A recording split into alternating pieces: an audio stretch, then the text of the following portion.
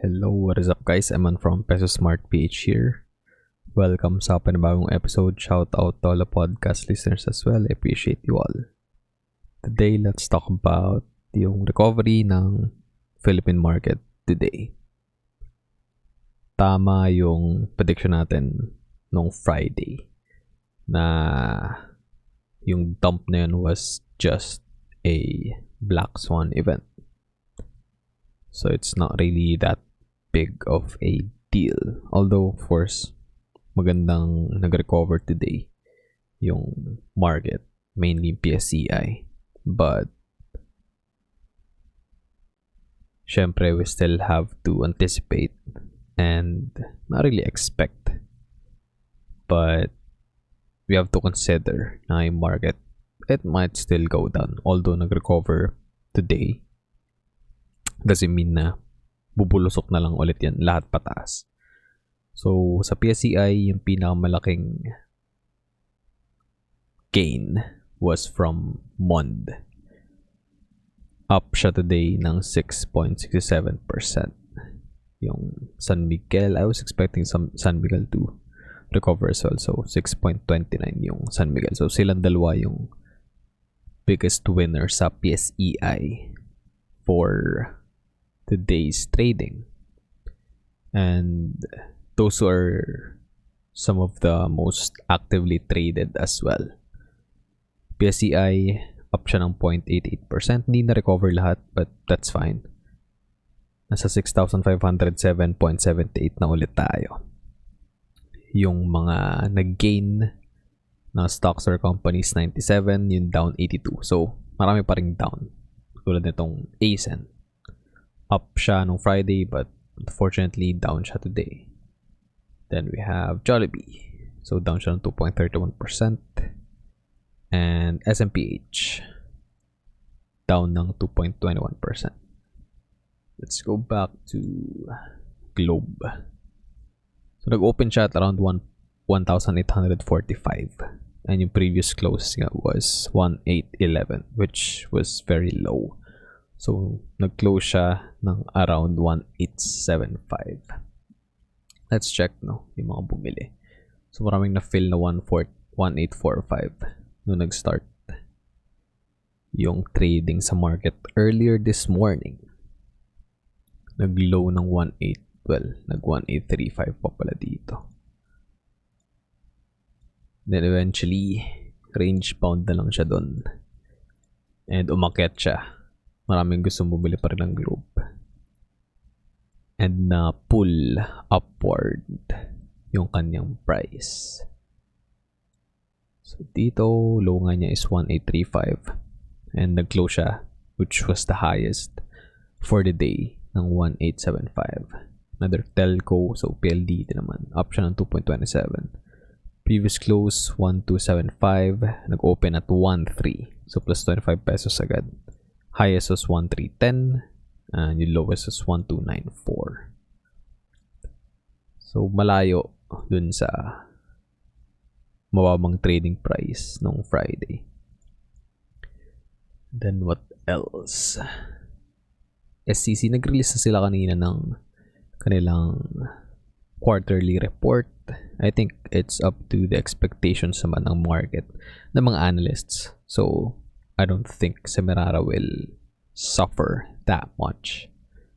Kasi if you compare yung numbers from last year, it's comparable. But last year's income revenue was bigger and higher.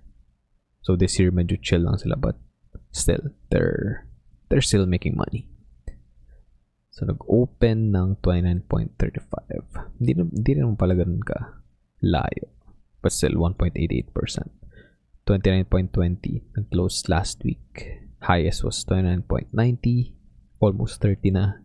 But then again, nag-close ng 29.75.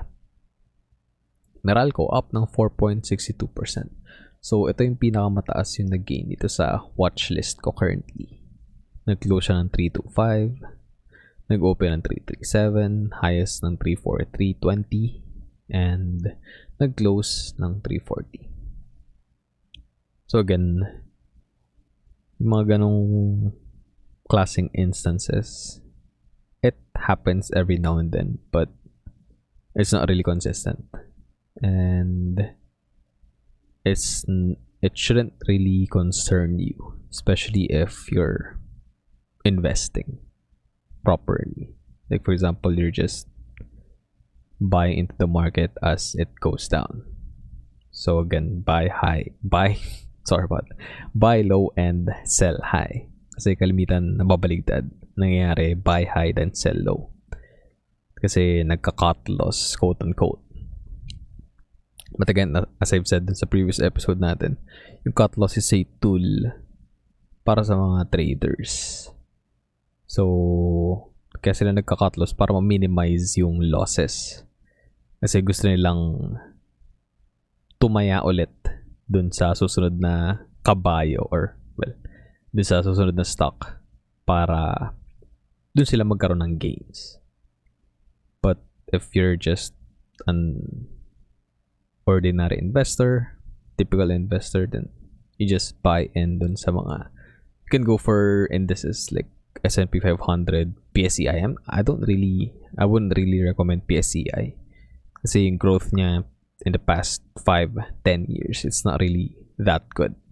So kung ETF yung bibilin mo, then just go for S&P 500, open an account with GoTrade and buy VOO or SPY. So yun yung dalawang mababa yung costs every year para dun sa mga ETF na yun. And if you're interested naman sa Philippine stocks, just choose one of the big companies from the PSEi. And preferably mga companies na nagbibigay ng dividends, na consistent nagbibigay ng dividends in the past 10 years. And consistent yung kanilang income, yung kanilang revenue. So of course, kailangan yung revenue na yun, kailangan yung net income na yun to support those dividend payments. And to end this episode, let's make it short and sweet. Make sure na meron kayong reserve capital.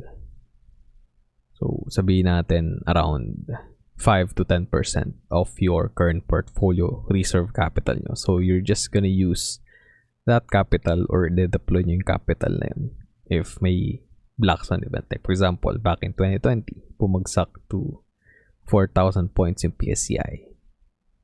That day was crazy. So, nag-cause nun is yung COVID pandemic. So, kung wala kang capital at that time, then hindi mo na-enjoy or hindi ka nag-benefit dun sa downturn na yon. Although, in the next few months naman from March 2020, mababa pa rin yung prices ng stocks.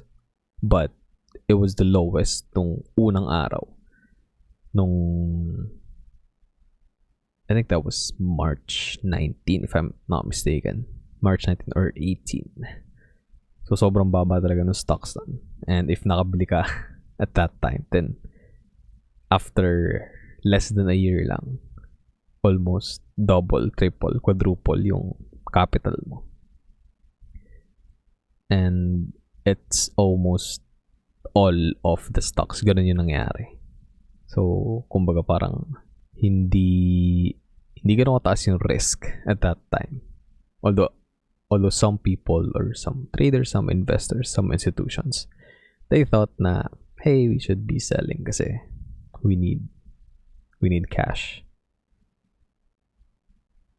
Of course, yung mga nagbenta, especially mga palugi nagbenta at that time because of like panic. Then they realized those losses. But kung chill ka lang and you were calm, collected, and just bought nung sobrang baba nga when everyone was selling, then mag-benefit ka in the long run. So again, reserve capital, and bukod yun dun sa pinang DCA nyo or PCA. dollar cost averaging or peso cost averaging.